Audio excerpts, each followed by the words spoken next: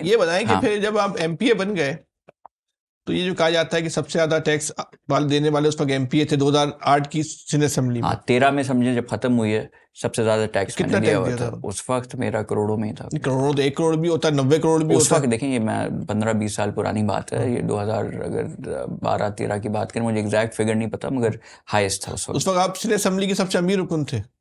Sindh assembly के सबसे ज्यादा हाईएस्ट अमीर नहीं, सबसे ज्यादा टैक्स जिसने दिया। जो टैक्स देने वाला अमीर होता है ना। अमीर तो होता है बाकी मगर टैक्स जरूरी और नहीं है कि वो सबसे ज्यादा। देखिए मैं आपको दो टैक्स चीजें, और भी होते हैं।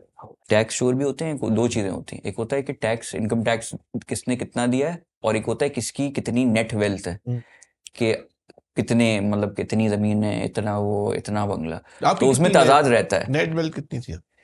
मुझे याद नहीं अभी, बट अल्हम्दुलिल्लाह काफी अरबों थी। अरबों रुपए में। अरब। ठीक है, अच्छा। अभी जब मैं एमए था तो हाँ। मेरी जो मैंने टैक्स दिया था जहांगीर तरीन साहब से ज़्यादा दिया हुआ था। जहांगीर हाँ तो तरीन लोग ने। मुझे मजाक में कहते थे जहांगीर तरीन। आपका प्राइवेट जेट का है। हाँ। तो मैंने कहा जेट वेट, मैंने कहा वो भी टैक्स में ही दे दिया। मगर हाँ जहांगीर तरीन ने अपना नहीं, जहांगीर तरीन का बता दें कितना दिया था कि अंदाजा हो जाएगा आपने उनसे ज्यादा दिया था। आई थिंक उन्होंने 7-8 करोड़ इनकम टैक्स दिया था। इनकम टैक्स, और आपने इनकम 8 करोड़ से भी ज्यादा दिया था। जहांगीर तरीन जो थे उनके बारे में कहा जाता है वो इमरान खान की एटीएम थे।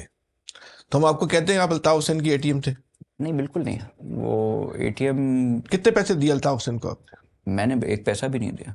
उल्टा यहाँ तक कि जो फॉर्म भी था जो जमा करवाने के लिए, उसकी 2500 या 3000 फीस होती है इलेक्शन फॉर्म की, वो भी एमकेएम ने ही भरी थी।